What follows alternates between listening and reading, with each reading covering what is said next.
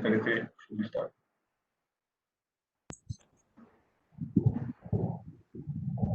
Yeah, I think we'll start at 9:35. If the speakers are also okay with it. Yeah, that's fine. Yeah.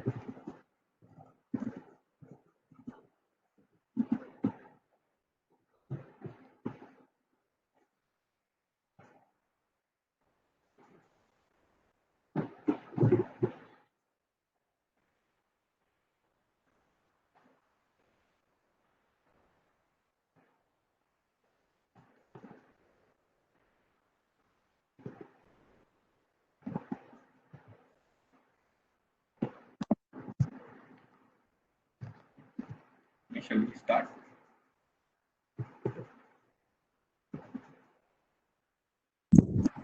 Yes, Darshan. Thank you, Vignesh. Good morning to all the IFA members and participants. My name is Sudarshan. I'm one of the members from IFA Chennai, the Southern Region Chapter. On behalf of IFA India, I take immense pleasure in welcoming you all today for what is going to be another knowledge enriching and stimulating session on international taxation, disaster and transfer pricing. We normally at IFA SRC Chennai, in a normal world, in a pre-COVID world, used to have these sessions as a breakfast meeting every month, where members converge for a hot breakfast prior to the session. The idea behind having a breakfast meeting was twofold. We wanted to satiate the physical appetite and follow it up with the most important, the intellectual appetite. Thereby, we were trying to ensure that to make it a wholesome Saturday, and we felt that's a better way to start your weekend as well. But unfortunately, in this new norm, what we're going through in these unfortunate situations, we're not able to satiate on the physical part, which we really hope to get back pretty soon. But nevertheless, there's always a silver lining in every cloud, and thanks to technology, which is the silver lining I'm referring to, we are able to offset the first part through some quality intellectual dialogue and the deliberations on international tax and other allied fiscal laws. I'm sure many of us here have witnessed some quality programs being dished out at IFA India. On this context, today's session is also curated on those lines.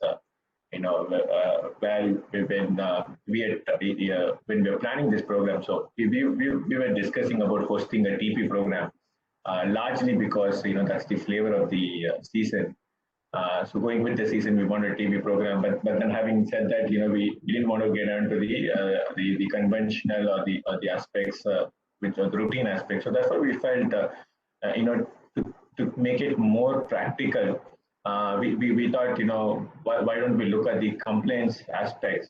But having looked at the complaints from a transfer pricing perspective, we thought we'll deep dive into the safeguards and the intricacies as well. That's largely to get into the nuances. So, having curated this, so we also wanted to ensure that there are multiple perspectives. So, not necessarily from a practitioner perspective, but also at the ground level, what really happens after the practitioner's inputs and advice. So, we wanted to blend this, we put it the most used word in hybrid approach. So, we thought let's blend it and have a hybrid approach. So that way we'll have a multiple or a holistic perspective. Having curated this program, we identified three subject matter experts whom we are absolutely grateful to for having accepted. And we just planted a seed in terms of coming out with this, and then they just mushroomed it into a very good plant. I'm sure you will all reap the fruits of it for sure. So let me, without taking any further time, introduce the panelists for today, and then I will hand it over to them to take forward the discussion. I will start in alphabetical order.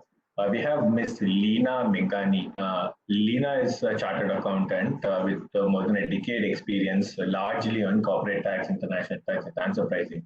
So she's currently with Hindustan Unilever, and prior to which she was with US-based multinational enterprises and corporate. So she basically brings into the table the taxpayer's perspective, at the ground level, how certain implementation, what are the issues that she faces as an in-house tax counsel, so on and so forth. So, thank you very much, Leena, for making your time. She's based out of Mumbai, but due to COVID, she's at the hometown Pune. So that's again another big advantage. Be it IFA Chennai are happy to, thanks to Technons, we're able to access to speakers and participants across the globe.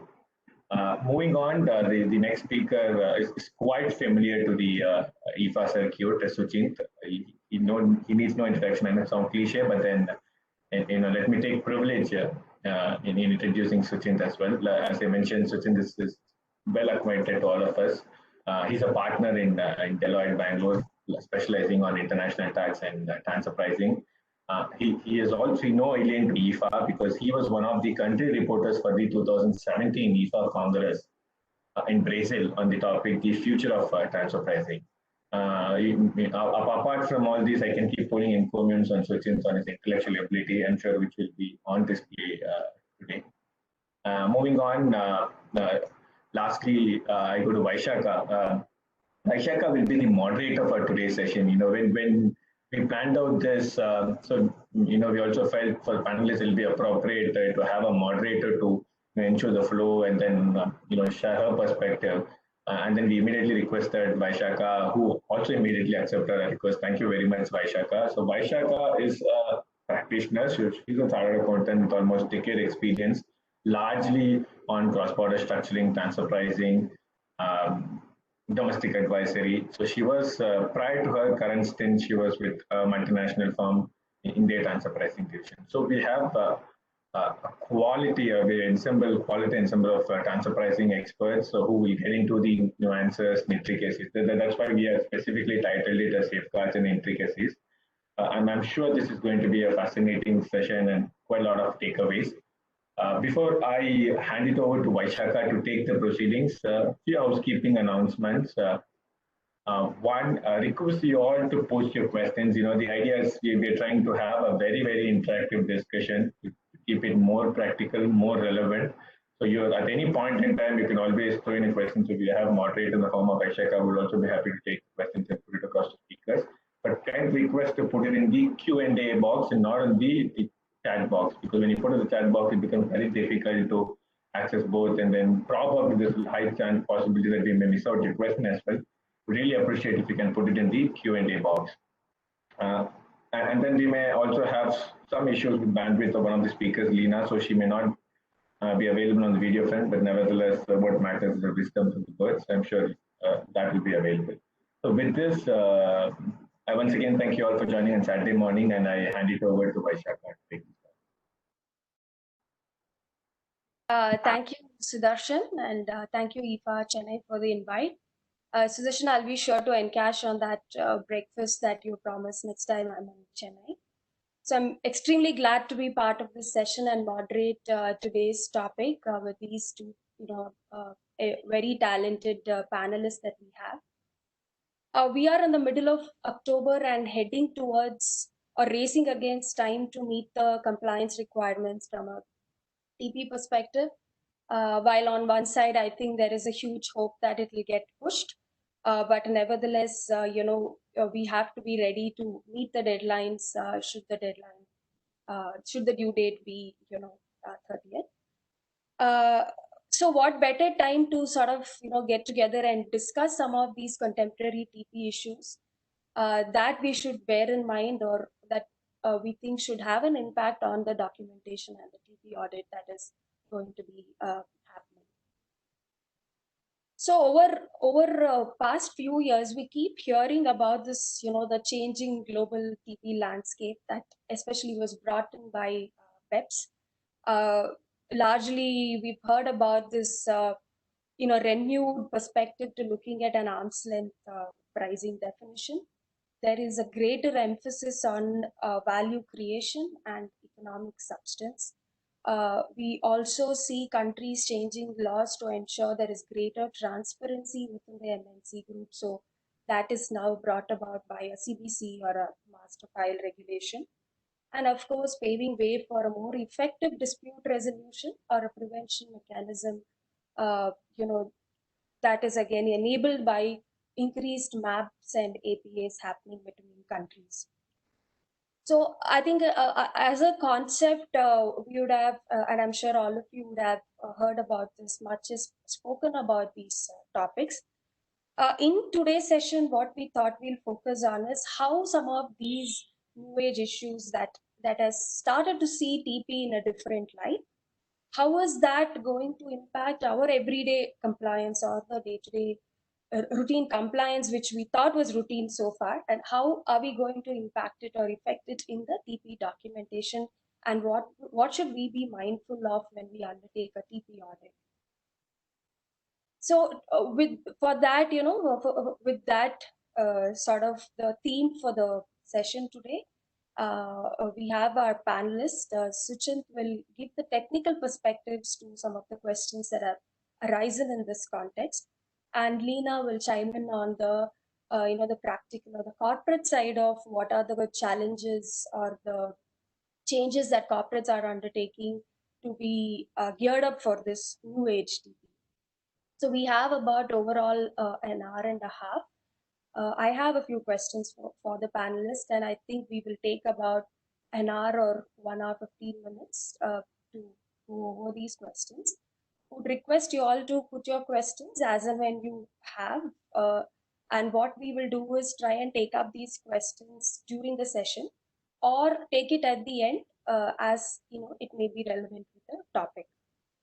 One sort of a disclaimer, it's not to say that we will not discuss, but at least the way we have planned out is that we would focus more on the substantial part of these changes that has happened and how it's going to impact the documentation and disclosure. And we would probably not go very detailed into the 3CB disclosure requirements, what transaction will get reported under what clause.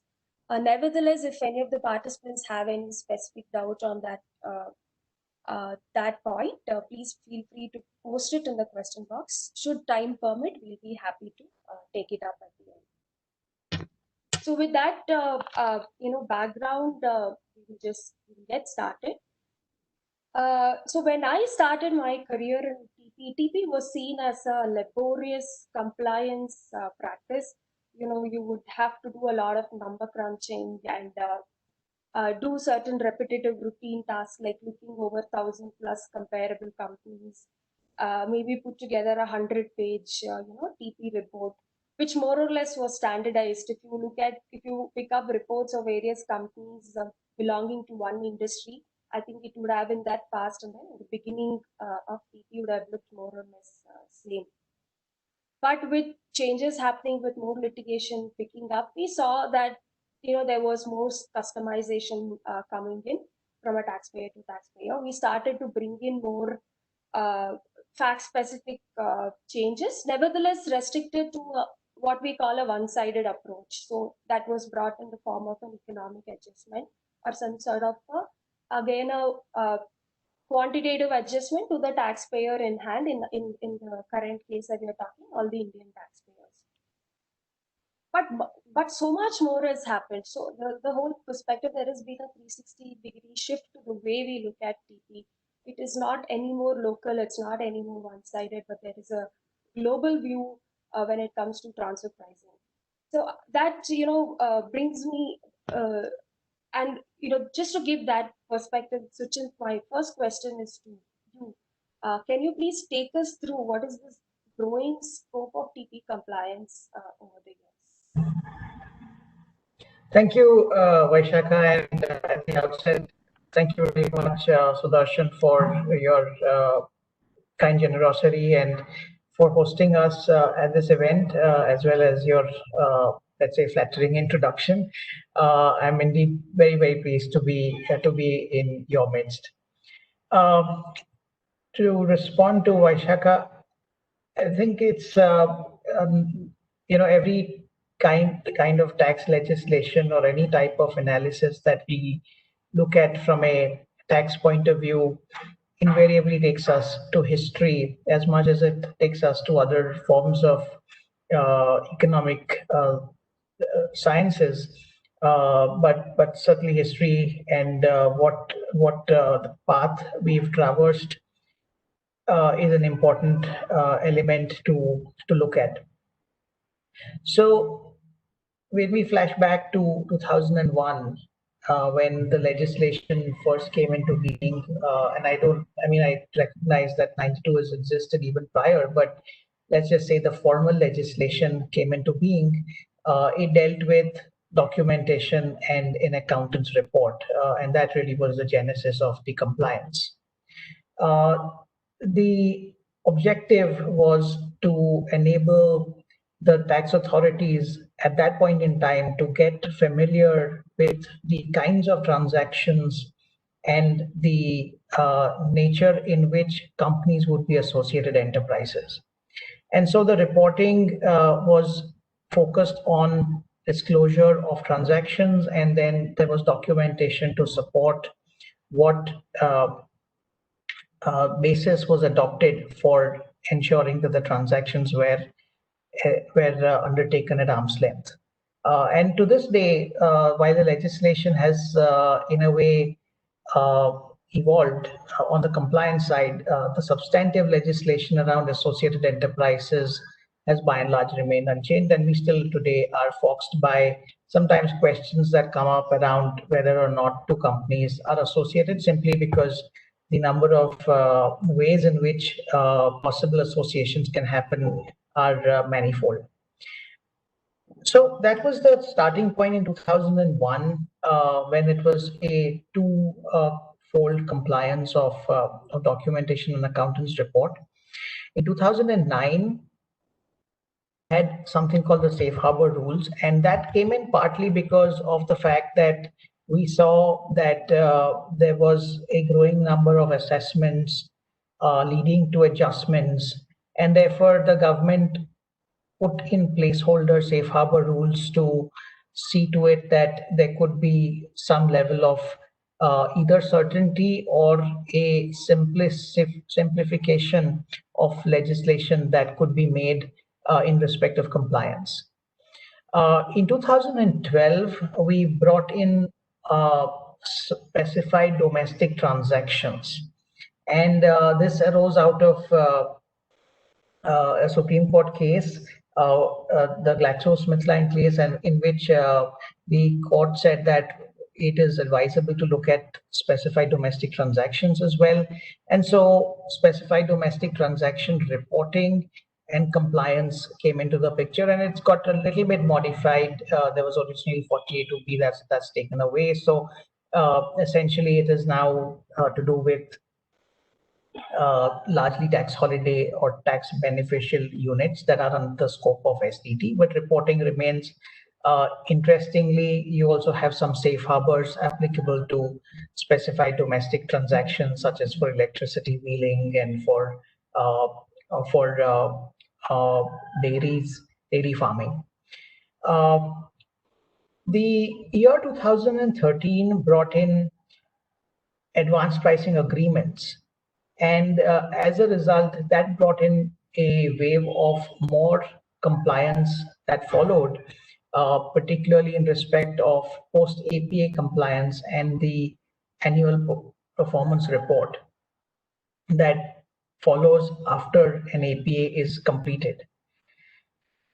In other words, it's an annual filing to demonstrate compliance with the terms of the APA. The years 2016 and beyond, which witnessed the onset and the implementation of BEPS, brought in another significant wave of compliance. And as you can see, compliance has only been growing from what was a two-piece compliance in 2001 to expanding to the country-by-country report and the master file. Now, these are not just the forms in the reports in itself, but you also have forms that accompany the report. So if there is a CBCR filing in a certain jurisdiction, then there is a reporting for each of the member entities in the Indian jurisdiction that belong to the multinational group. And then there's a master file that has to be filed for a certain entity. And if it has more than one entity in India, it could be filed for one entity with the other entities folding into it. But nevertheless, that brings its own share of forms and reports. So that came in 2017. 2017 also brought about secondary adjustment, and secondary adjustment means that if you are making a primary adjustment, which in effect is in one way or the other accepted, then you have to equalize it, and that secondary adjustment became a reporting feature as well. What we are likely to see is in 2021 and beyond, because it's not yet over, compliances are still expected to be coming up on the horizon, and some kind of a compliance in respect of amount A under Pillar 1 is also expected to be in the works. So we, as we've seen, I think in the span of about 20 years, the scope of compliance in relation to transfer pricing has grown a fair bit, and that's punctuated also by certain guidance that's come through from time to time. Either the Institute of Chartered Accountants has put out guidance on the accountants report, or the CBDT has come out with guidance such as Circular 6 of 2013 that deals with R&D. And then there are notifications around the range, there are notifications around safe harbors. So those have come from time to time, but they all essentially just accentuate the emphasis on compliance. And so that's how taxpayers in a way have become more alert to the fact that there is compliance associated with transfer pricing that has been increasing over the years, and also it has in a way the hand of the taxpayer is also forced by the fact that there are penalties that have been associated with such transfer pricing compliances. So that would be how this landscape has evolved, and it's evolved, I think, in ways because either in response to experiences at the assessment level that have necessitated reforms such as safe harbors or APAs, and or it has been accentuated by the impetus of global developments such as that of BEPS, and that's BEPS 1, and then BEPS 2.0 that will bring forth its own forms of compliance. So that's a roundup of how the compliance landscape has grown over time. Yeah, thanks, Suchint. I think that was a good walk through the legislative evolution. So I think this brings me to you, Leena. what has such increasing compliances, managing or remembering multiple due dates, various forms, what has this meant for corporates from the perspective of, planning, gathering of data, maybe, enhancing your teaming and team resources. So what has been your experience in handling such increasing compliance over the year from a corporate standpoint? Firstly, good morning, everyone, and I'm happy to be part of this session. So to share perspective, everyone, as we just heard Sujit saying that how has transfer pricing evolved, and I would say that the rationale of having an increase in transfer pricing compliance has evolved basically because of the dynamic economic changes which we are seeing with globalization coming in, with digitalization being the trend, and multinational operating across multiple tax jurisdictions. There has always been a pressure on tax administration uh, to fight for or to end up into a tussle to have fair share of tax collection. And multinationals, it has been an onerous compliance burden. However, even after being compliant or having the burden of compliance, the multinationals have been in this state of uncertainty and also have ended up into litigations which have impacted corporates with double taxation.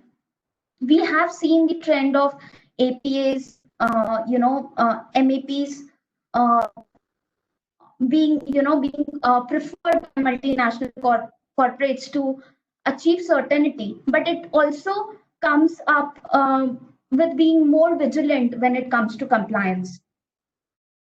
I would say that your trend has been that the each multinational should have a strong transfer pricing function, which is up to date when it comes to value chain analysis, when it comes to mapping of business processes, and laying down a strong framework or a strong transfer pricing policy.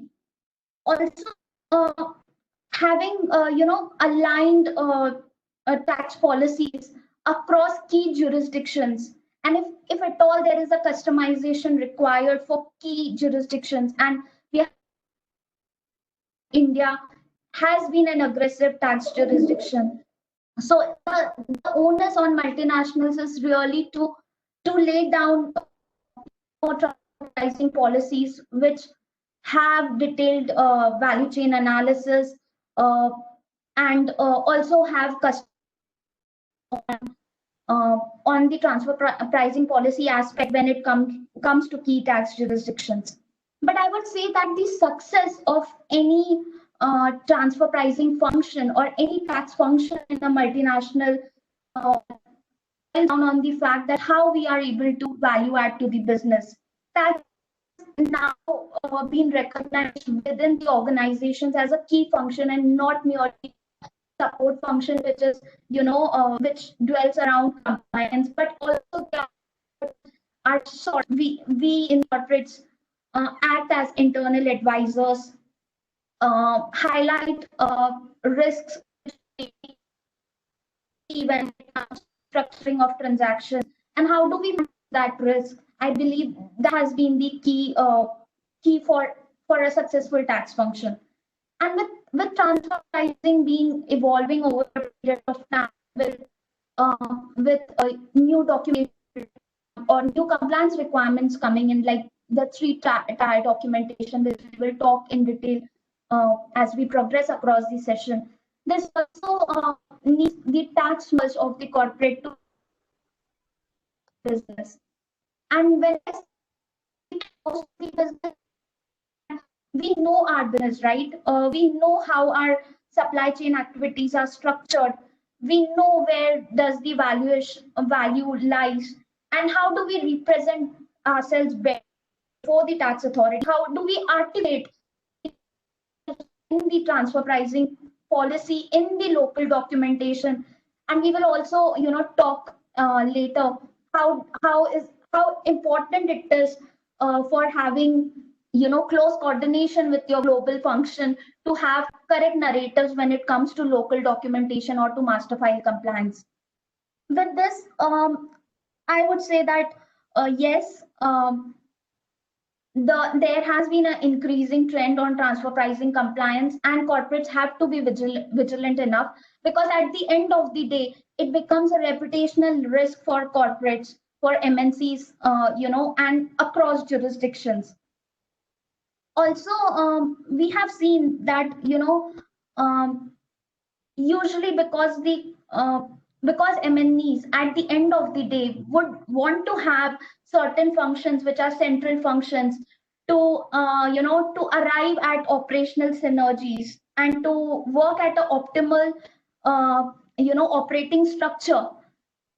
Corporates, we as tax professionals end up into balancing our compliances with, with the business needs, and to ensure that not only we are compliant, but we also provide the right kind of support for business. And truly, it becomes very imperative to then, analyze and then substantiate by way of documentation that what we are doing is correct, what we are doing meets the arm's length principle test, and the narratives are, appropriately put in the local documentation, so that at a later point of time we are able to represent ourselves better. So yes, in a way, I would say that when it comes to local, yes, there has been an increasing compliance trend, which requires you to devote additional efforts to know your business, to coordinate with multiple stakeholders. Like in Unilever, we have so many things going around, and to be everywhere, to understand your business is a key, and that's the success factor, I would say. And then, yes, for a group or for a global TP function, it is very imperative to have a strong transfer pricing policy, which can be customized for key tax jurisdictions, so that when it comes to litigation, we are able to represent ourselves better. Thank you. Thanks, Leena. I think great points. A very robust TP policy for the group, and how the local entities follow those policy, and if required, have necessary customization. And of course, the point that the TP function has gained significance over the years, and that it has to work closely with business, is one of the very, very key changes that one, as a TP professional would have seen over the years. Now, so when we, again, going back to the global, changing landscape, so one of the key milestones that set this was the BEPS action, 8 to 10, which now has been incorporated into the OECD TP guidelines. This has been in making the rounds for a while, and so we're all familiar with many of these concepts. Some of the terms and the jargons have become, one with us as TP professionals, be it DEMPI, or the concept of legal and economic ownership of IP, a risk control framework or a risk control function, and then economic substance, and how we keep going back to determining where the value creation happens, etc. But the question that we really have today is, while conceptually we have discussed, and maybe these are points of analysis that happens when we put together the pricing arrangement between the intercompany. Suchint, and this question is to you. Can you throw some light on how these concepts can be, at the end of the day, boiled down and demonstrated in the TP documentation itself, so that, as a taxpayer, or as the one who's trying to explain that this is how my facts are having a better documentation and defense when it comes to explaining this part? Yeah, thank you, Vaishaka, and I think Lina provided overview as to how corporations have to gear up and keep moving along as the legislation evolves, and as particularly there's a lot more globalization, as it were, in the transfer pricing realm. So to your question, Vaishaka, I think again to delve a little bit more into history, uh, the origin, if you will, of the frameworks around the New Age Actions 8 to 10, in fact, in some sense, go back to, let's say, the UNTP manual that conceptualized or brought in value chain analysis. And it's interesting because it seemed to be missing in specific in the TP guidelines of the 2010 edition and prior, but it was the uh, value chain analysis was brought about as a diagrammatic representation in the UN manual, and thereafter was supplemented by the Circular 6 of 2013, which is popularly referred to as the R&D circular. And there was also the application of the sixth method that in a way complemented this development from an Indian regulation perspective. So if you think of the origins of Dempe, in the Indian context at least, we could almost certainly say with a great deal of pride, as it were, that we had already envisioned Dempe by way of the Circular 6 of 2013, which in fact has its own history because it went through a couple of iterations before it was finally put out. But it talks about entrepreneurs, it talks about cost contribution arrangements or cost sharing, and it talks about how one identifies an entity with carrying out R&D with insignificant risk, providing about a 6-point framework.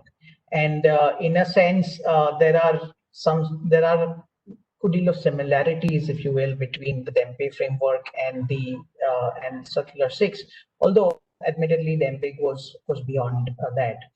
So when we look at when we break down these terms and we say what's Dempe about, I think just to give some practical point of view, it came about that Dempe sits right between the concept of functions and intangibles. Ultimately, an R&D function, for example, gives rise to a patent, it gives rise to a certain technology, it gives rise to maybe a copyright, but there is a considerable amount of design and development activity, as it were, that separates, if you will, the routine from the non-routines.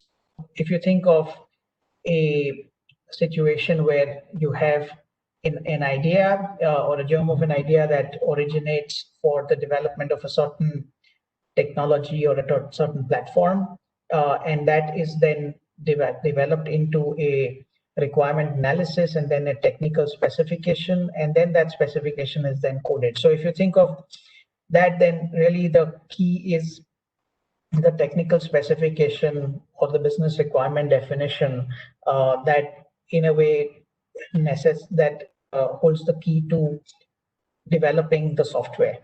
And so when we think of the development itself, even if that, for instance, is routine, but you still have the framework of the specification and the adherence of the code to the spec, and that becomes in a way more valuable, as it were, in the chain. So in just the chain of development of the relevant prototype or the relevant software.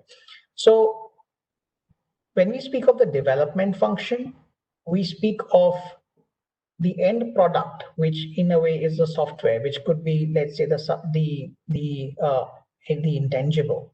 That is the subject matter that gets copyrighted or that gets patented.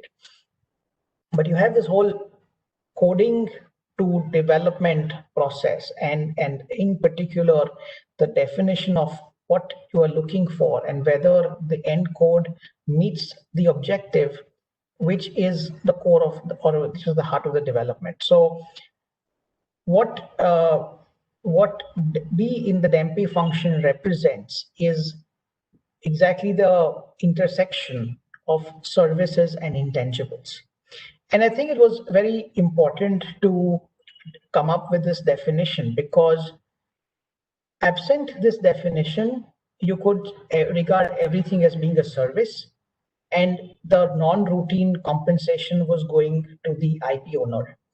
What DEMPE did is to clarify in a way, just as Circular 6 did, to say that if you have been instrumental in bringing to bear the relevant software, even if the ownership lay with an IP owner who did not in a way bear the capability to assume the risk or to have a direction around the development of the software, then the profits that are the over and above the routine profits. The routine profits will of course be the cost plus type of profits, but the non-routine profits, as it were, which were earlier going to a principal company, would now lie with the entity that has contributed in a significant way in the development of the intangible. The same goes with enhancement. In a way, you could say something similar to maintenance. And this therefore is in a way an improvement over Circular 6, because Circular 6 speaks of capital, it speaks of direction being provided, but here there is argument around the fact that if there's only a legal ownership with very little contribution on the development side, then the developer, the real developer who has not just done the coding is, let's call it a routine function. Why do I say it's a routine function? Because you would have alternative service providers who could potentially code, but nobody else but the developer per se would have been able to give the business requirement definition or the technical specification based on which the coding would take place. And so therefore this particular entity, as it were, whether it is part and parcel of the software development company, or it may be part of the principal, but that needs to be delineated and separately compensated for the more high value function that it has performed. So that's really the intent behind DEMPE, and that developments. Now, what also happened as we speak about the exploitation, and this connects up to how FAR analysis has started to translate into farm analysis, which is, in other words, function asset risk plus market, is about the exploitation of the intangible in the market jurisdiction. And so when we speak of exploitation, we speak of, there is, for instance, a nascent brand that is, let's say, lying in a foreign country. It is brought to India and it is propagated. It's propagated by two ways. It's propagated by way of advertising and marketing and creating awareness of the brand. Propagated because of distribution channels. It's the distribution channels that are downline distributors, dealers, the network that's created in order for getting the product to the market.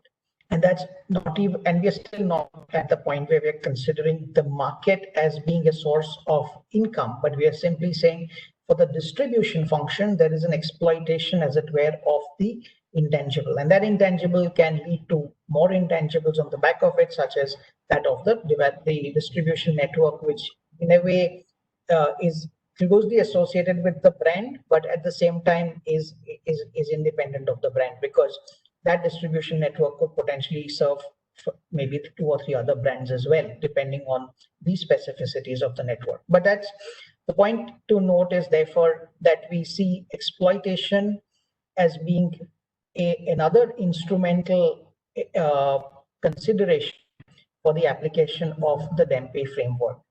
And so again, we see how a service provider, and call this a routine distributor, could be different from the person who is in fact exploiting the brand by adopting marketing strategies that, for instance, position the brand in a certain manner, that carry out advertising and campaigns in a certain manner, online, offline, for example, and then therefore seek to enlarge the market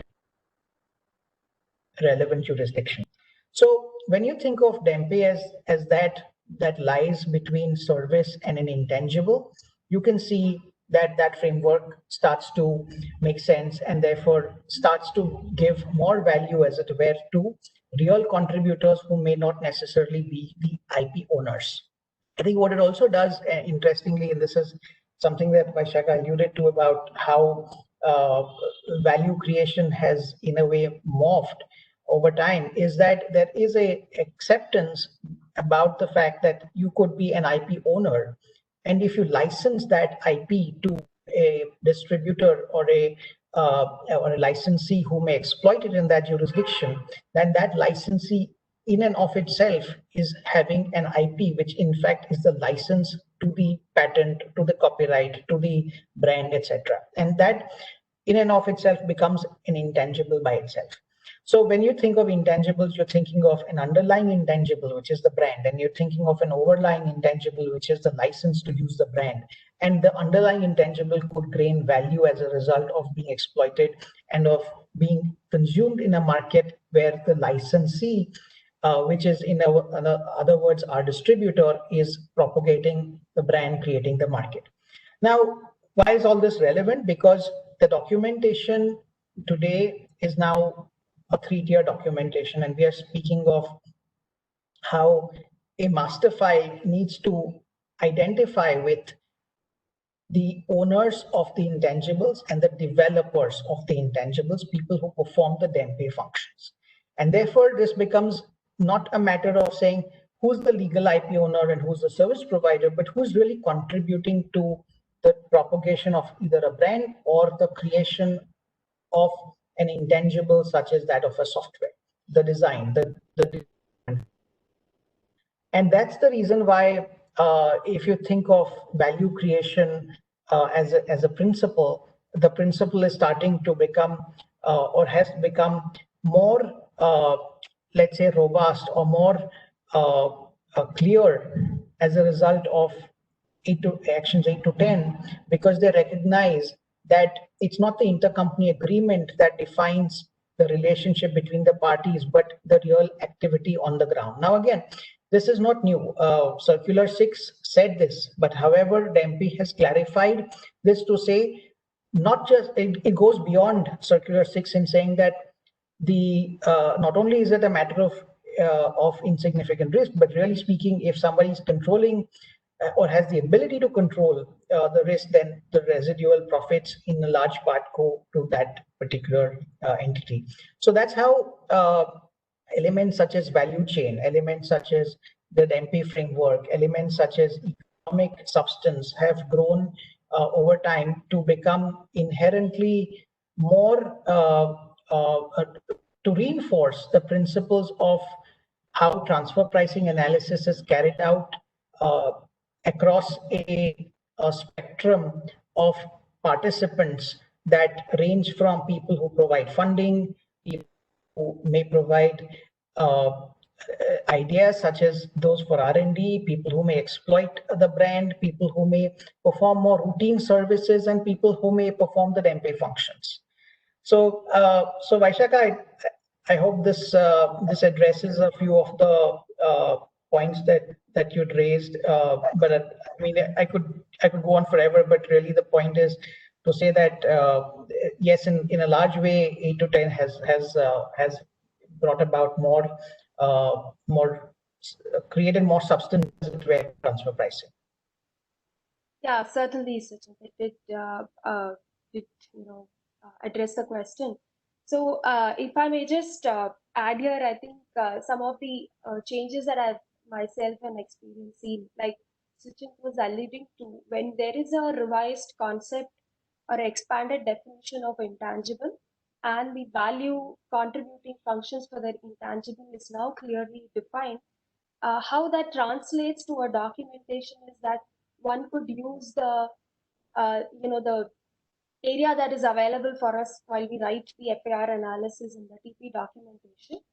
maybe let's say we bring it under the asset analysis section, right? Historically, we would have just taken the legally recognized assets, be the tangible or the intangible, is only given there as a matter of fact because that has been recognized in the books. But these intangibles that we are talking about could be something that's not legally recognized, but there is an economic value to it. So some kind of a disclosure write up to clarify whether the entity is adding or getting some kind of contributing to that intangible and therefore uh, accruing some sort of some value towards it intangible at the India level, or other way around to also clarify that none of my functions are developing any kind of an intangible and for so and so reason. So that is one point I just thought maybe to just add to say how the documentation itself can be used as a ground for us to disclose some of these changes. Leena, do you have any other points that you want to add here? Sure, Vikash, Vaishakha, I would like to add something here. I would like to echo something which you just said now, that it really becomes important how do we articulate or how do we lay down our technical analysis of our analysis in the TP documentation. And I would like to cite a relevant example, which is, which we would have seen, especially for industries like FMCG or agriculture. Now, taking an example for Unilever itself, where we have 400 plus brands, and Unilever like organization really focuses on bringing in efficiency in the supply chain function by by having manufacturing facilities near to the customer, and as well as having sourcing units near to the manufacturing setups. uh, in FMCG industry, we have seen when there is an IP being licensed to the Indian subsidiary. The Indian subsidiary has faced the royalty issues, or a litigation on royalty front when it makes a payment to the IP owner towards technical know-how or towards brand royalty. Parallelly, the industry has also seen a rising litigation when it comes to AMP, advertisement, marketing, and promotion.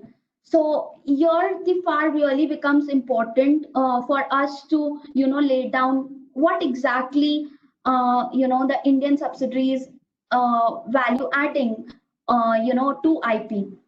I would like to, further elaborate by saying, say for example, if I am a limited risk distributor, okay, or I'm an entrepreneur, whether my routine AMP cost or non-routine AMP cost, whether they are really adding to marketing, to the brand, and at the end of the day, if I am discharging entrepreneurial functions and offering the income to tax in India, is it really justified to have an AMP, AMP adjustment being made, which we have seen has been a pain point for, FMCG industry.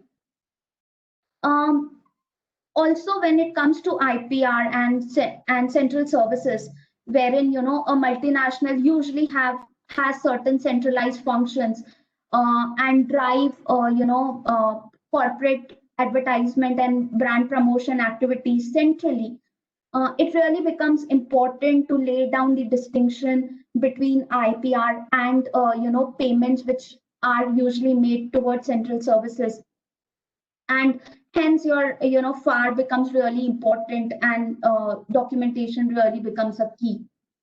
And also, how would we try to map local documentation with master file documentation, again because it's a three-tier documentation compliance requirement now, again is requires certain thought process to go in, so that again at the end of the day, when it comes to representation, we are better off.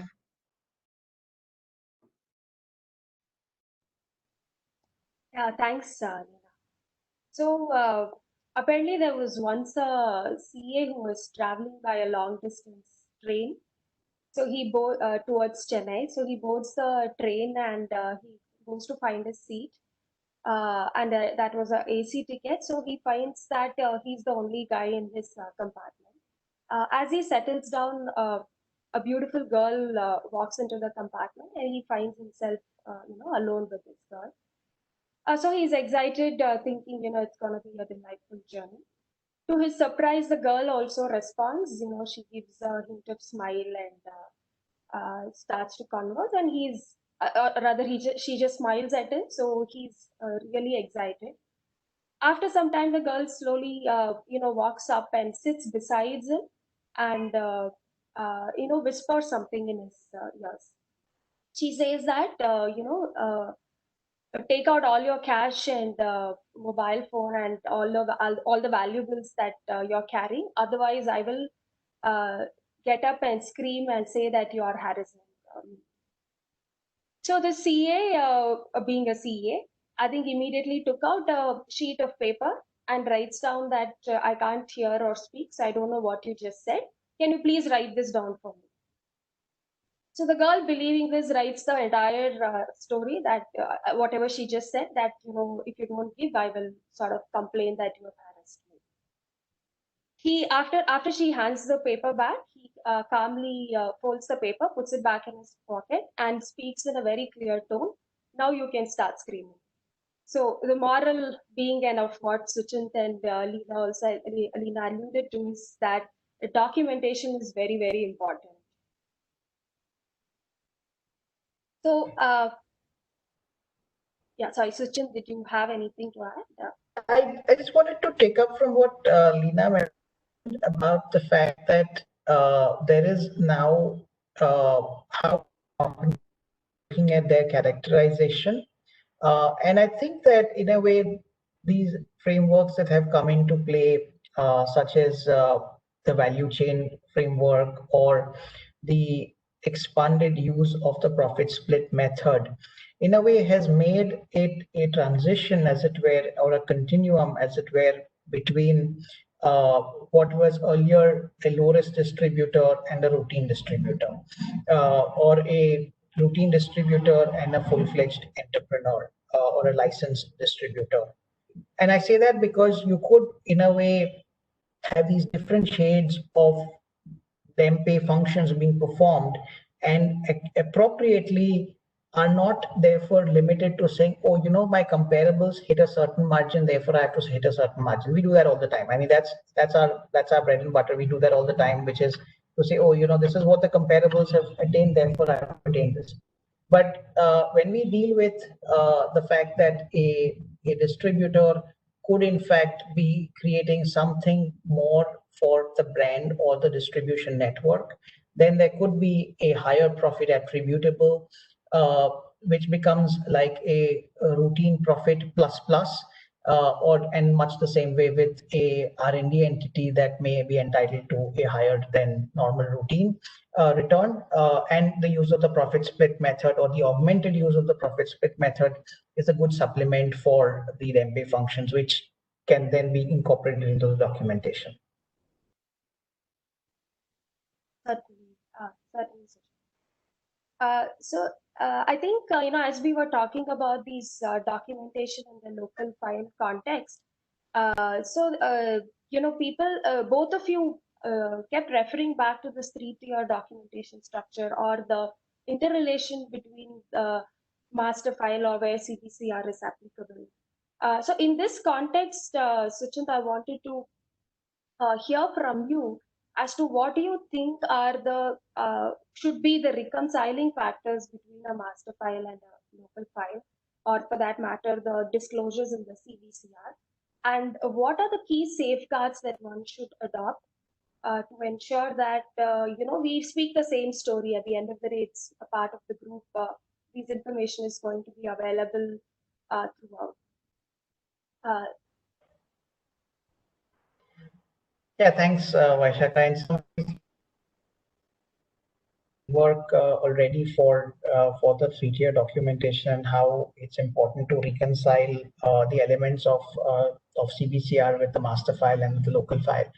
But just to proceed on that, I think what's important to bear in mind is that transfer pricing has gone from local to global, and it's in fact in some sense it's a global to local as it were, which is both global and local.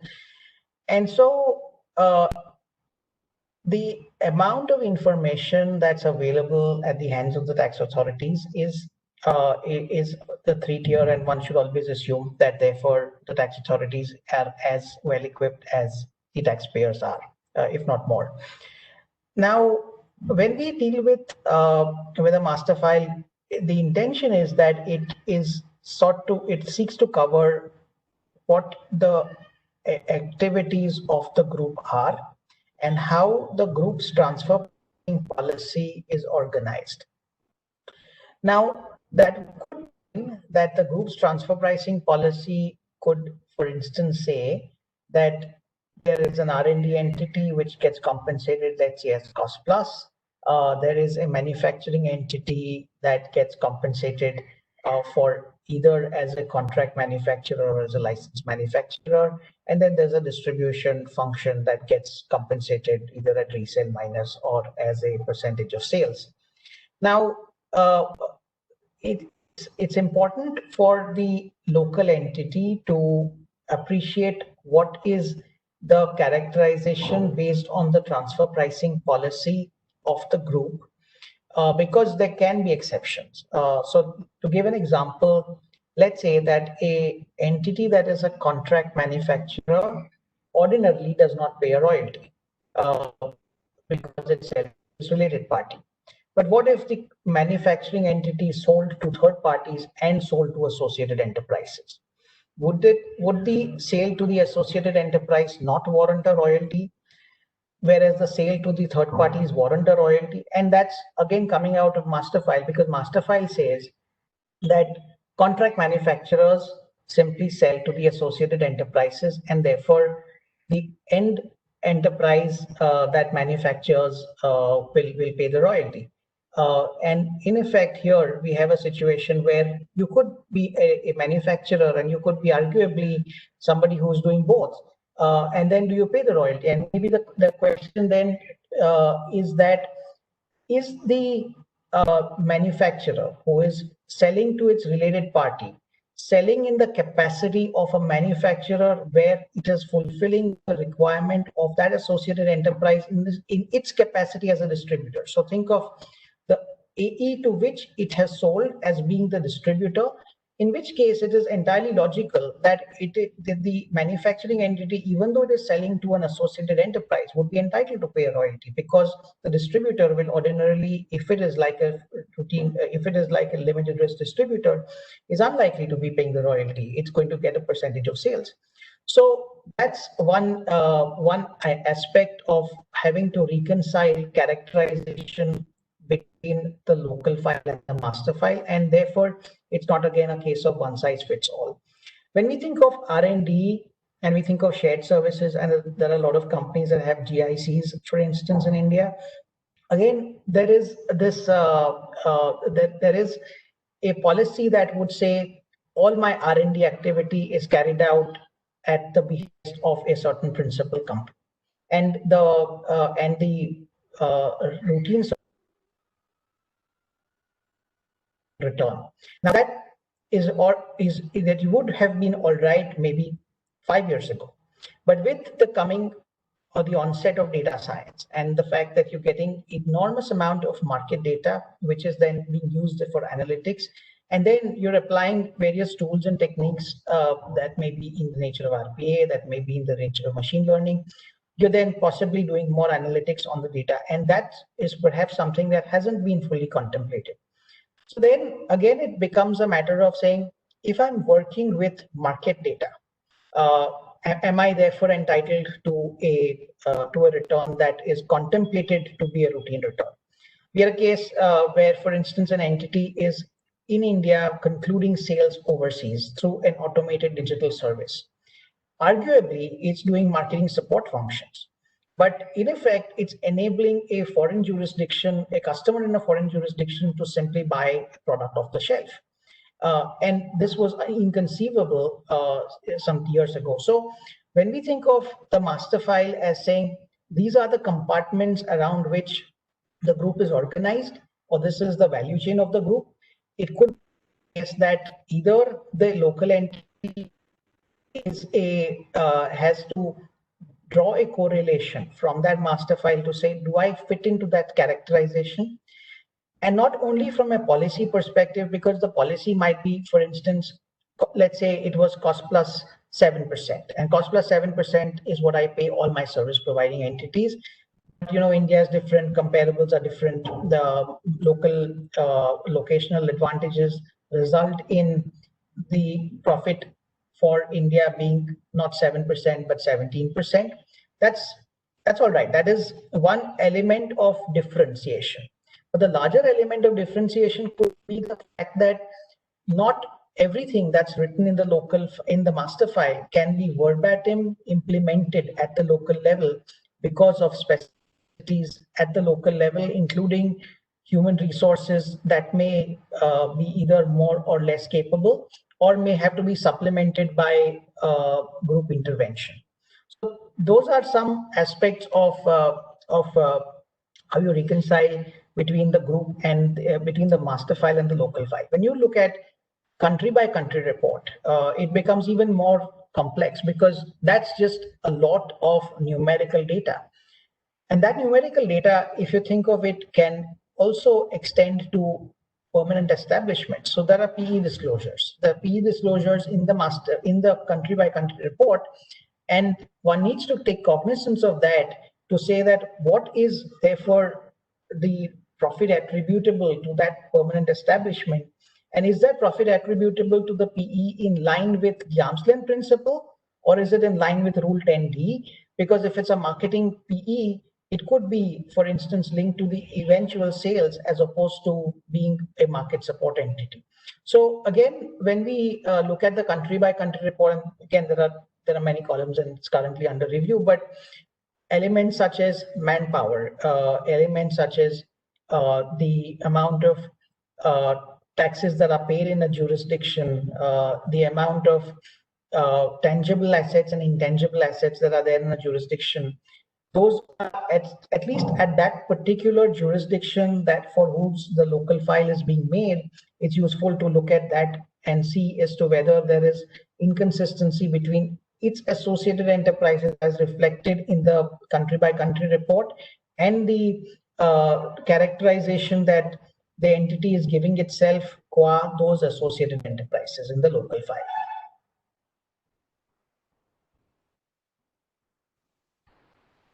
Got it, Sachin. Thanks. So I think that reminds me, you made a very interesting point on that value chain analysis. It reminds me of one of my own experience. I happened to be part of a site visit for engineering designs, back office engineering design service provider for a large European commercial vehicle group. So during the site visit, as you would have all experienced as well, the commissioner walks through the floor where the engineers are sitting and working, and then he just happened to strike a conversation with one of the engineers. So the conversation is going on in this manner. So the commissioner is trying to understand how's the team structure, who does he report to, how much of an involvement comes from the overseas entity or his reporting manager, at the foreign country. So he also looks into the screen to see what is that he's sort of designing. So this engineer in all pride says, we do, there is a base design, but then we come up with ideas and, design, go back with multiple options. It's almost done on an individual basis. So, of course, the whole discussion was to see if the risk control function that we say was existing. Of course, just to add to the fact pattern, the model was that, as in many cases, this engineering division was compensated on a cost plus basis. And this whole conversation, came out or got the potential idea to the commissioner that probably the Indian center is doing far more than what we have put out.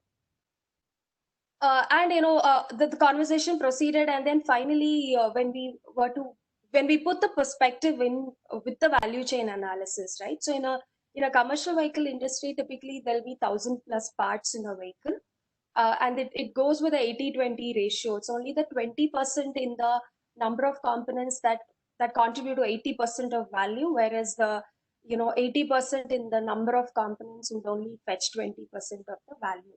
So in their value chain analysis, it is design, develop, prototype, manufacture, and sell. But under the design, what India was doing was only so basically this engineer was working on the design for a mudguard of the vehicle, right? So while you just put the FAR across, it might not put across or give a completely different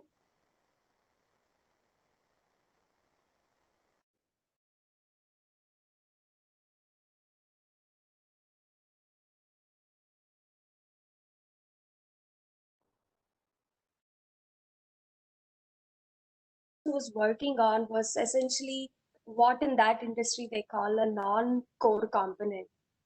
So, and then of course, this was documented very well in their master file, and we were able to explain that, and it was accepted. I just thought I should just share that experience. So, Leena, do you want to just add your thoughts as to how the increased compliance, now giving more and more global picture from a compliance standpoint, has changed from what has it changed from a corporate standpoint? Sure, Vaishakha. So I would say that because of the increasing trend of litigation, master file in a way is being accepted by the corporates as a defense mechanism when it comes to when it comes to defending that there is no double taxation, or to bring in certainty on the transfer pricing aspects or transfer. However, it's of immense importance that the master file is being designed by the group in a way that it is not only customized for local purpose, but it lays down what exactly is the fact pattern. Which means that as you mentioned, that a detailed value chain analysis is really need to be brought in clearly in the master file, which is also there in the local documentation, and it doesn't have any ramifications on even past local documentation which is prepared, because usually we have seen that local documentation has been being consistent year on year. It's more like we just update comparables in lines of latest available information. But I believe that the corporates need to be really mindful of what is there in FAR, which has been elaborated in the local documentation, and is it really in sync when it comes to master file. I would like to cite an example from my own experience that we in my past experience, I was working with a company which had a litigation pending before Apex Court of India. And in the master file, all the subsidiaries are usually, without giving much details into exact specifications on what is really the value addition which happens at a country level. They give a broad perspective by bundling, major functions or major value chain activities across subsidiaries. However, there can be a scenario, and I'm talking about an agriculture-based industry, where from an Indian context, I may be eligible as an Indian entity for some tax benefits, or tax incentives under the India tax law. But that India incentive is based upon how do I operate functionally, India, and whether I really become entitled for the tax incentive. So However, in master file, it may not be really the case that what is happening factually in India is really elaborated at length. So in my experience, then in addition to master file, when we were making master file submission in India, we made an annexure and we submitted it, with the tax authorities, giving a detailed description of what exactly is the risk being borne by the Indian entity, and what exactly are the operations, and why a certain operating margin is justified, and how does it act when it comes to internal cap as well. Just to summarize, as corporates, we really need to be mindful, and it is maybe a global corporate tax function may not be fully aware of what are your detailed representations before the tax office in India, but I believe it is at the end of the day a joint responsibility that the local entity needs to apprise global tax function of on a timely basis of what are the challenges being faced, how are those being dealt, and at the end of the day, how are those being incorporated in the master file, and whether the master file is really representing factual information, as well as with how is your local documentation updated when it comes to FAR, and if a need be, when a person from your company who is not into tax function but core into operations, when he's asked to represent, and that person is being interviewed by the tax office, what he articulates, it's really the fact, and that is really being laid down in your master file, I would say. Thanks, Leena. I think I completely agree. What we write and what we speak are very, very important to be able to defend the TP policy. Moving on, I think the new current buzzword is the financing arrangements with the new OECD guidelines on the intercompany financing arrangements. I think there is a lot talked about the renewed perspectives to how one views intercompany financing arrangements. Indian corporates, whether it is inbound or outbound, the nature of financial transactions that we routinely see could be the short-term and the long-term loans. The most recurring ones are the guarantee transactions. So in that with this in this backdrop, Suchin, the question is to you.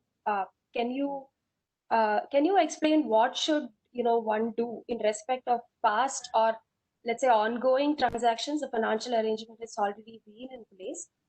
From the perspective of the disclosure or analysis in the local file or the TP documentation. Sure. So financing in a way is slightly more nuanced and a slightly more complex area that has in a way evolved more recently because of 8 to 10, which talked about cash boxes and how funding entities have to get returns that are either risk-free returns or proportionate to the risk that they bear in relation to the development of the intangibles, for example. But that said, the guidance that has come from the OECD, and in a way this also is on the back of guidance that came in from the ATO, for instance, the Australian Tax Office, is to do with, at a very fundamental level, is the nature of financing a matter of or quasi, and then the elements of debt are again very many, because you're dealing with, if you think of a regular bond, you think of the currency, you think of the interest rate, and you think of the tenor of the bond, and each of these could have variations to it. So you could have a variable interest rate, you could have a currency that is different, and the tenor could be a fixed tenor or could be subject to prepayment. So when you even accrue interest on a daily basis, as typically mutual funds do as part of their NAV calculations, they need to take into account a combination of all the three, because exchange rates move every day, so do interest rates potentially for variable interest rates, and then the tenors may change. So just staying with the point about financial instruments, I think first and foremost, it is essential to understand whether this instrument is truly characterized appropriately. And often enough, a entity may regard a certain transaction as being, let's say, a convertible. So we talk of CCDs, and then the experience has been that tax authorities have looked at CCDs that are issued, for example, to low tax jurisdictions such as Singapore or to Luxembourg, and said that, explain to me if CCD interest is in fact being liable to tax in the counterparty jurisdiction, because in the Indian entity might become the payer jurisdiction.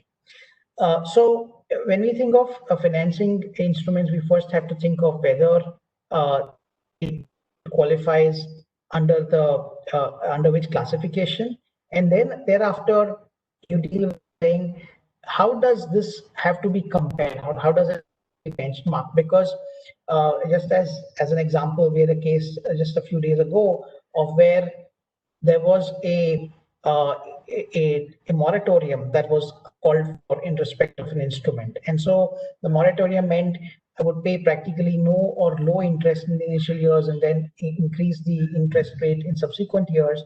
And effectively, you work it out based on an internal rate of return to demonstrate that the comparable companies have the same rate of range as you do, having regard to the internal rate of return, because you can't compare interest rates on an absolute one-to-one basis. Speaking of quasi-equity, it can often be the case that, especially in extractive industries or in the real estate sector, which are very, very capital intensive, if there is a case of an Indian outbound which is unable to, which has a subsidiary, that subsidiary is unable to, on its own accord, raise debt, and the Indian entity gives it a debt, it's often the case that the overseas entity has no ability to serve.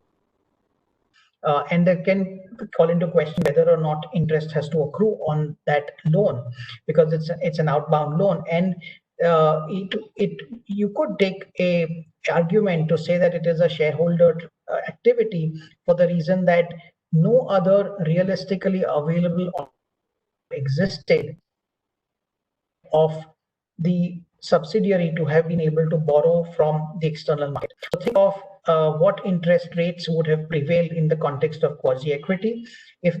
As the risk increases, the interest rate increases, and ultimately it gets to a point where the interest rate is practically infinity, which is when it becomes quasi-equity. So therefore, you could structure it.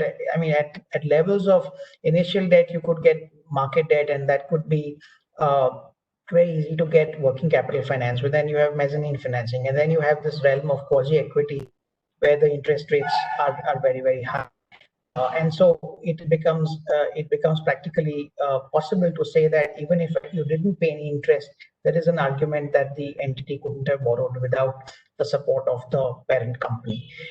Speaking of guarantees, again, implicit versus explicit is a difficult question.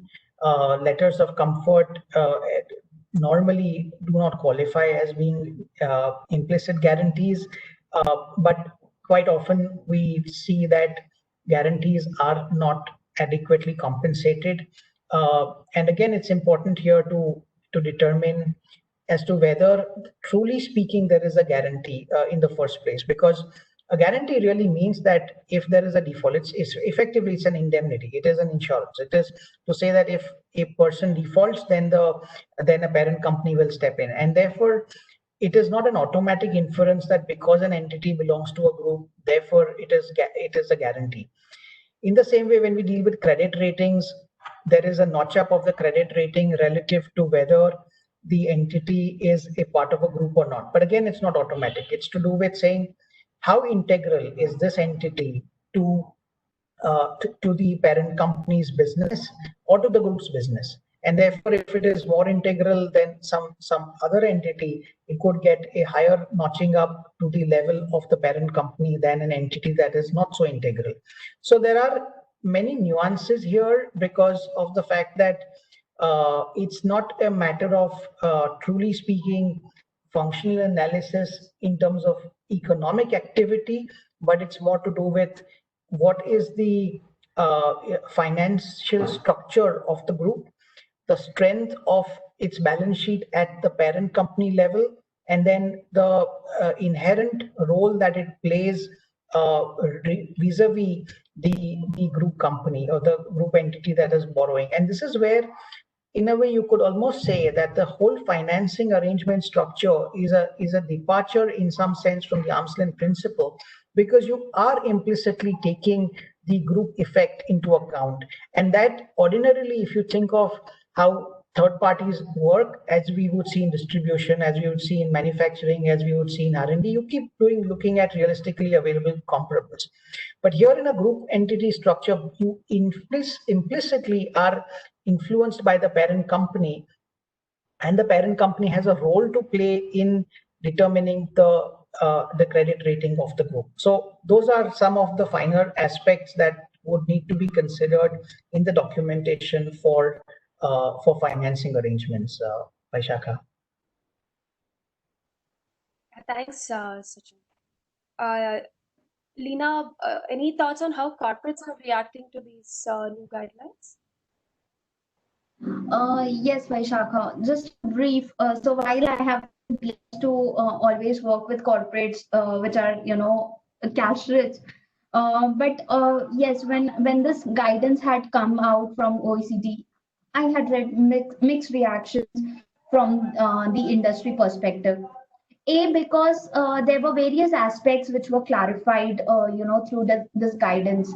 However, it also made the documentation very onerous, and hence there were mixed reactions from the industry. To cite, to elaborate maybe, when it comes to an Indian subsidiary, while the group may give comfort letters, may give corporate guarantees.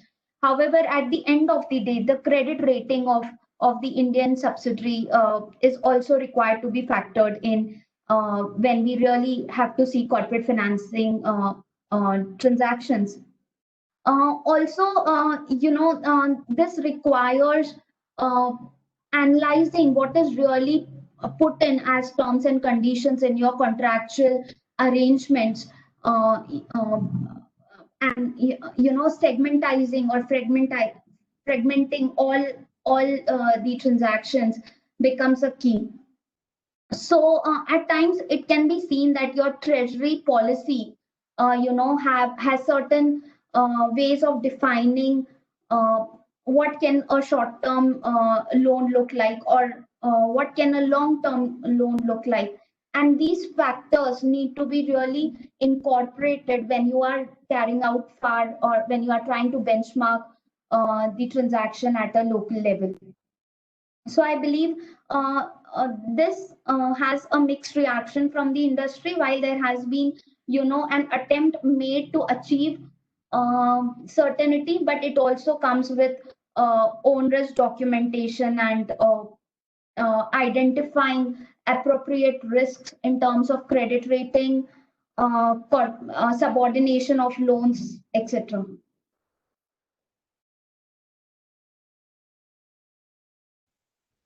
Okay, thank you, Lena.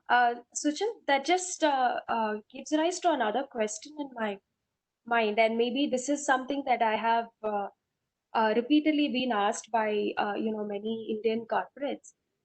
So let's take an example of a service industry where they're typically, in the Bangalore context at least, where the back office, it is set up as a support center to the foreign entity. They are typically cash rich, and most of the expansion funding needs comes by way of a loan or a debt rather than a capital, considering both the tax requirements as well as the ability to maybe pull back easily. In this context, now with this, the revised or the renewed look at the debt itself to be at arm's length, what is your view? So on one side we have a GAR which would recharacterize it if the terms and conditions of the loan did not have an entirely debt character. On another side, of course, we have the TP principles that would tell that the quantum of interest payment has to be at arm's length, which I will independently do considering the comparable companies. We also have a 94B, which is like the limitation of interest rules, where it seeks to disallow, albeit temporarily, the extent of interest which would be over and above a particular ratio. That in India, and it's took up the 94B kind of a thing as the debt equity or thin cap rules. Despite all these in existence, what is your view on the transfer pricing authorities' powers and ability to say that your debt equity ratio itself is skewed considering the industry or considering the comparables, that I will treat a part of that debt as not at arm's length and therefore disallow the interest? Well, it is true that legislatively we have, and this in a way, back to the point about how a debt instrument has so many nuances. So there is limitation, there is the rate itself, which is subject to ALP, and then there is the fundamental question of whether or not the transaction is in fact debt or equity. And again, there is generally a greater scope of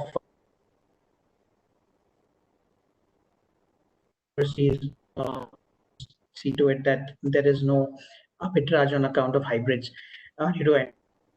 So I think that the guidance of financing helps to clarify as to whether or not the transaction is truly in the nature of equity or not. Although I do think that given our safeguards currently and given India's reluctance at this point to adopt anti-hybrid related actions, it would seem to me that the authority, the transfer pricing authority could question the ALP of the debt, could question the therefore the 94B is a strict disallowance.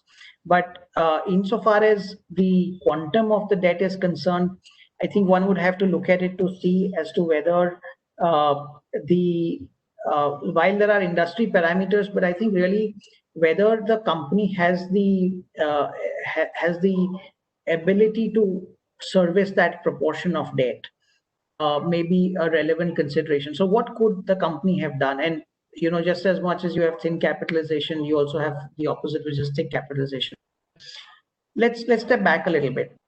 When a lot of the companies were set up, they were set up with thin bases of capital, either because they didn't want to have a company secretary, or for instance, they didn't want auditor rotation. It was relatively trivial reasons like these, but that's the reality. And so many companies, in fact, got free of cost assets on loan in order to service their obligations, and these assets on loan formed a part of their asset base independent of capital, and therefore they were that was also something that is that was prevalent at a point in time. Today, I would say on balance there is a tension the debt equity ratio in itself, because the interest rate characteristics or the or the 94B acts as a deterrent. But I do think that the guidance that comes through from Chapter 10 will be useful to ascertain the real character of the transaction, as to say whether or not it is a debt or it is quasi-equity. I think if it is established that it is a debt, then it should be sustainable no matter how high the debt proportion is. Thank you, sir. So I think we have, it's about 11:05 now. We thought we'll go up to 11:15 and try and conclude the session. We have one more topic to discuss. So I request the participants to post questions if you have any, so that we can leave the last 5 minutes for questions. So the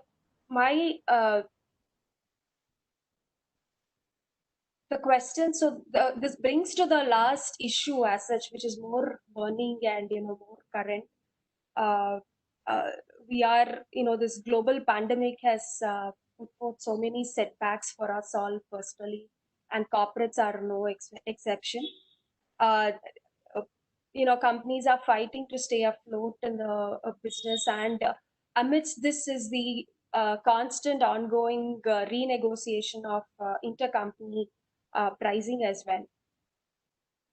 So I thought, Leena, I'll hear from you to see if there are any practical challenges that you've faced, or just to give us a flavor on how are corporates coping with this change. So, Vaishaka. Yes, as we all are aware, due to this COVID situation, there have been various disruptions across supply chain activity. And it is very relevant for an organization like Unilever or HUL, which is, into consumer goods. And the key for such industry is a robust supply chain activity. During this COVID scenario, or during this lockdown, there were so many models, business models, being discussed within the company, so that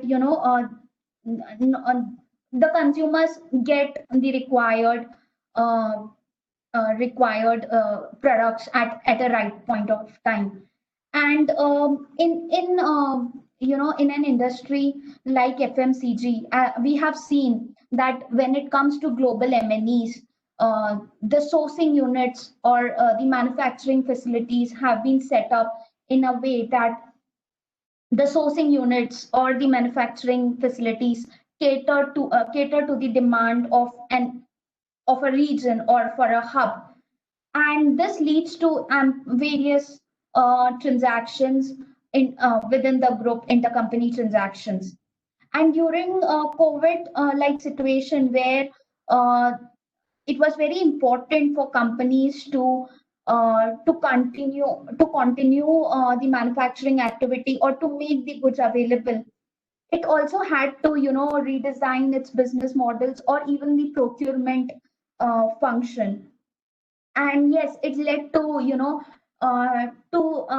tax team actually analyzing whether the business models can have any ramifications. And it is not only a short term view, which we were trying to look at, but even from a long term perspective, because we don't know even as of date what will be life post COVID. And how do we address the issue, uh, for because the lockdown was for financial year 1920. I would say it was only 2 months the effect had come in, but as we see now, it can have a long drawn implication. And during March, we were really uncertain of how long this can be. So I would say, from an industry perspective, we have tried to build in various internal documentations or internal correspondence to demonstrate at a later stage, if that need arises, that why did we took certain decisions, how was our pricing impacted. And at the end of the day, I believe it was even a tussle between how does BEPS come into play, and if there are corporates which are acting as limited risk distributors, and if they end up into losses, how will the group recoup those losses, and whether there is real a need of recoupment of losses. And then the challenges which can come into play, like secondary adjustment at a later point of time. So I believe, again, your documentation has a key role to play. You have to create a repository of what all actions you took, what was the business rationale for doing it. And I would say that it is a watch out game for now, because how will authorities react? Of course, it will add to, to audits at a later point of time. But even as of date, when we don't have clear guidance, coming from OECD or even from, finance ministry, it will be a watch out to see how will the authorities react.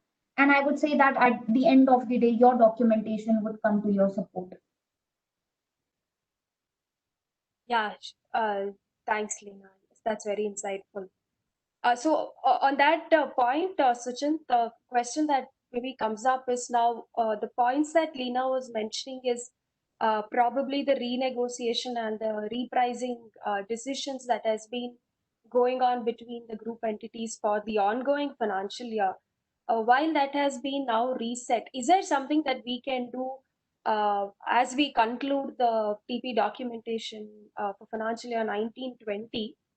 Wherein, because when India went into lockdown, it was only in the mid-March. So most companies, even though globally they could have started to feel the from an India perspective, the financial impact was not yet seen by many corporates.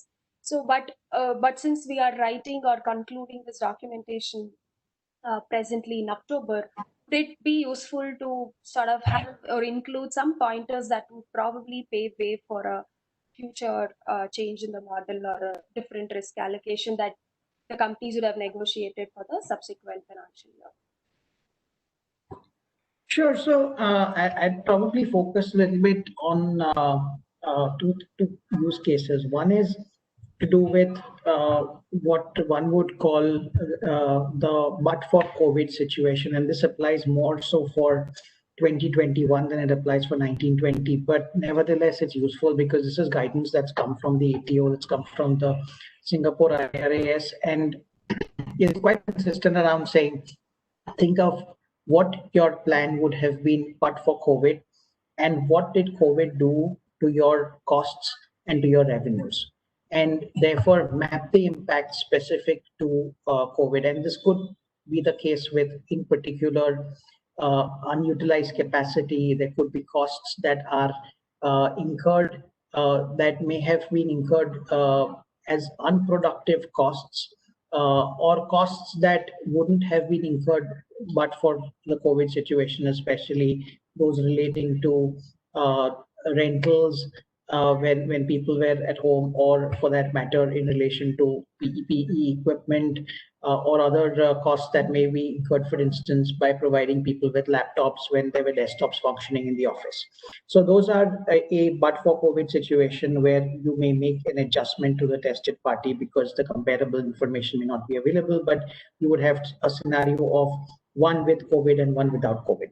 So that's one guidance that could come through, or that could be well adopted concurrently as the documentation takes place, independent of comparables.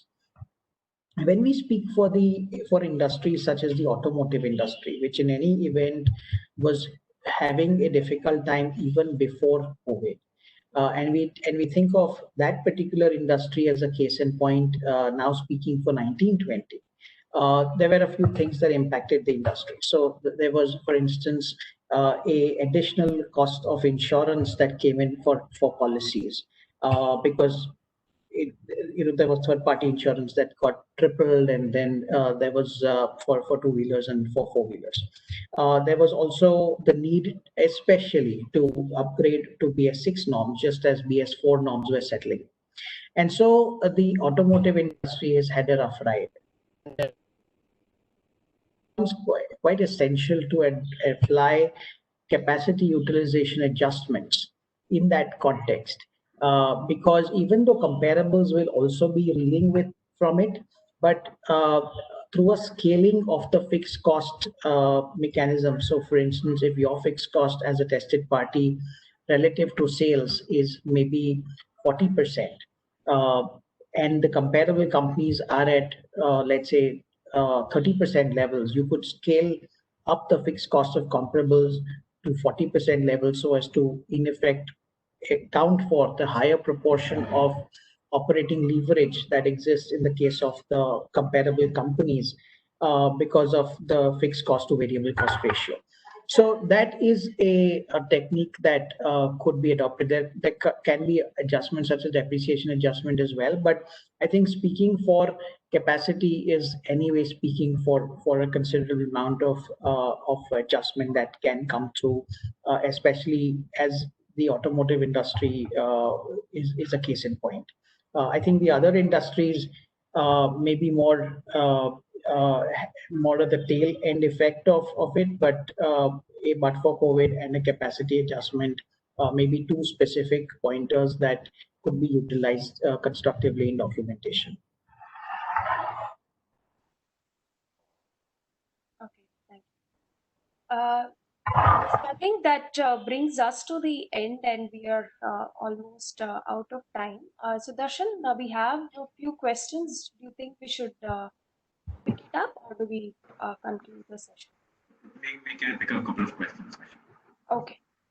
So I'll just, there are like two questions which I'll put down both the questions, and Suchint and Leena, you can pick the one that is, that you think, I mean, whoever, you can just chip in if you have a viewpoint on this. So one question is, I think a lot of our discussion, I think, was around India being a part of a foreign MNC.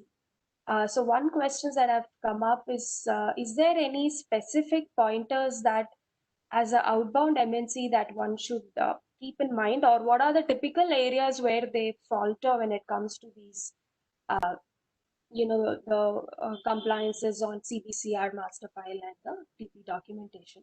That is question number one. Question number two is relating to, again, in an inbound context. India's regulation on master file requires certain additional details to be disclosed.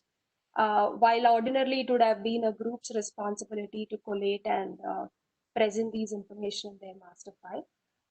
But how are we coping with disclosure and collation of these additional information that's required from an India regulation standpoint?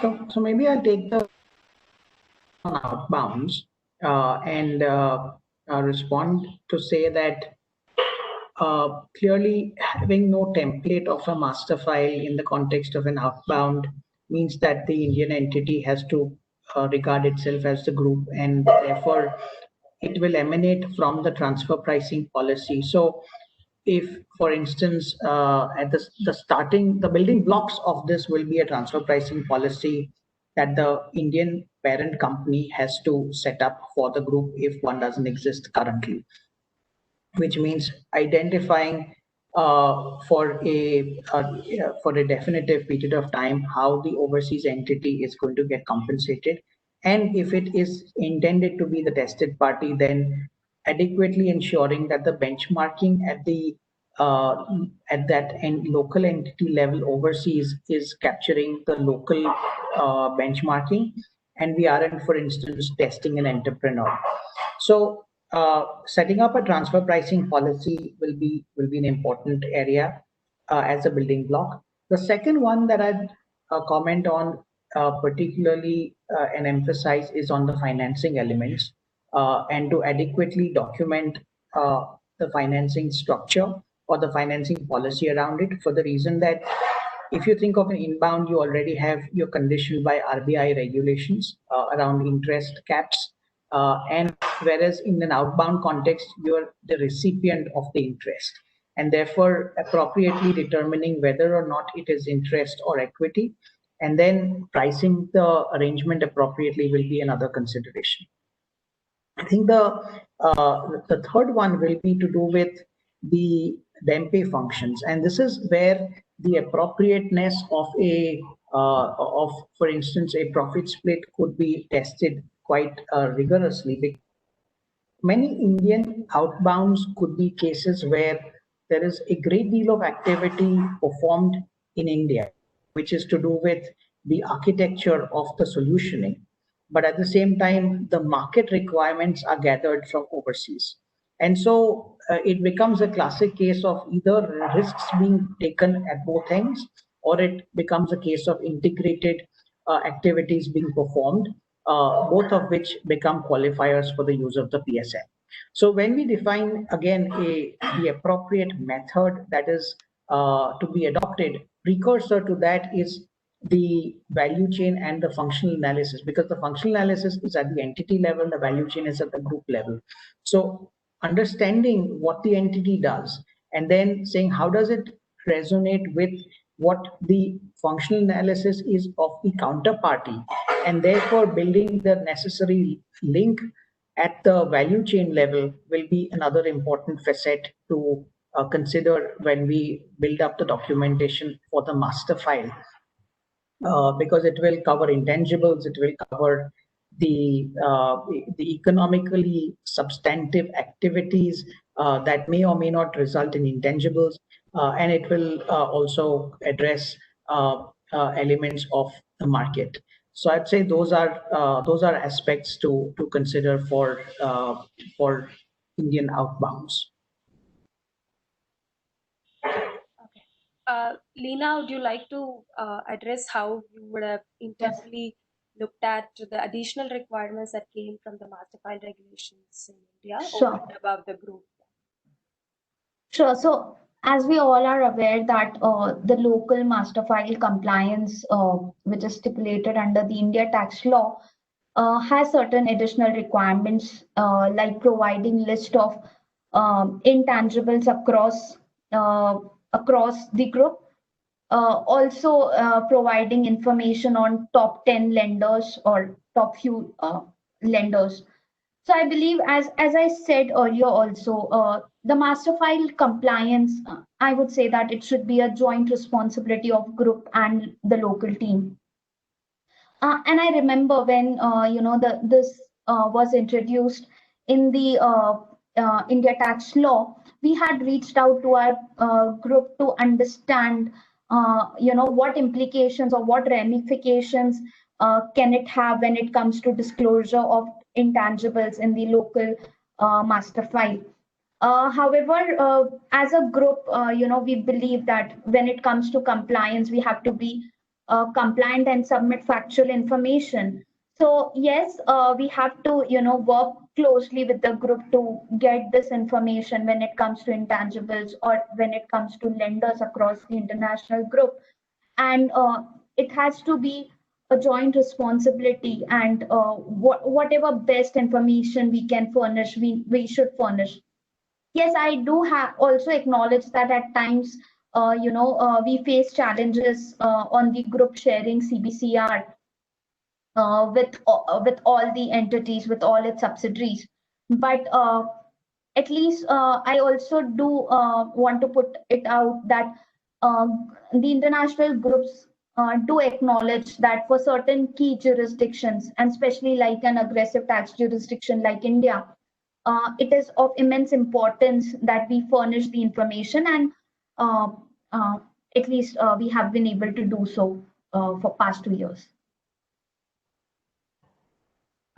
Okay. To just add to what Reena mentioned, when you deal with conglomerates that have diversified businesses, you could have you might follow a bottom-up version of the master file, because one master file may be covering so many businesses and many of them might not even exist in India, that it may be useful to follow a bottom-up business line approach and develop master files that were for separate businesses. Now, there might be at the global level one master file that consolidates everything, but in an ideal world, yes, you should have one master file for the whole world, but there can be conglomerates where this is difficult. So then following a bottom up is also accepted. Yeah. Thank you, Sachin. Thank you, Lena. So, Sudarshan, I think that we come to an end with that. Our questions are over to you. Thank you, Vishak. All right, almost great 100 odd minutes of intricate discussion on TP compliance landscape.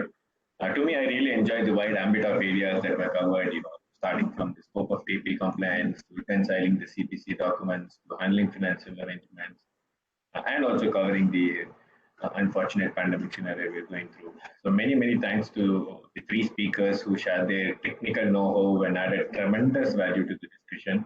Maybe if I can put it in a tongue-in-cheek, TP words, the template functions were present in each of the locations.